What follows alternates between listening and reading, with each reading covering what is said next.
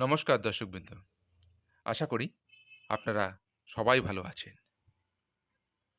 আজকের বিষয় দ্বাদশ ঘরে মঙ্গলের রাশিগত ফল। পৌরাণিক কথা অনুসারে মঙ্গলকে পৃথিবীর পুত্র বলা হয়।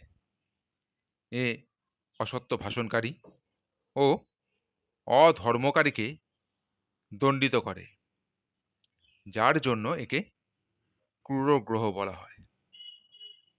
প্রকৃতপক্ষে মঙ্গল কষ্টদায়ক নয়, বরং মঙ্গলদায়ক। এই গ্রহটি শক্তি, শৌর্য ও পরাক্রমের অধিষ্ঠাতা গ্রহ। যে ব্যক্তি ধর্ম, মর্যাদা ইত্যাদি লঙ্ঘন করে তাকে এ শাস্তি দেয়। মেষ রাশিতে এই মঙ্গল গ্রহের প্রভাব কি?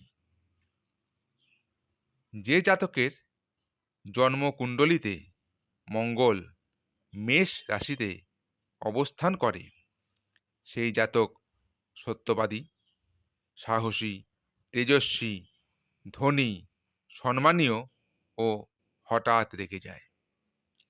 এই জাতক সমাজ সংস্কারক, ধার্মিক, নেতা, শল্য চিকিৎসক এবং পুলিশ বা মিলিটারিতে উচ্চপদস্থ আধিকারিক হয়। এই জাতক যে কাজ আরম্ভ করে তা শেষ না করে ছাড়ে না। আজকে এই পর্যন্তই। নমস্কার।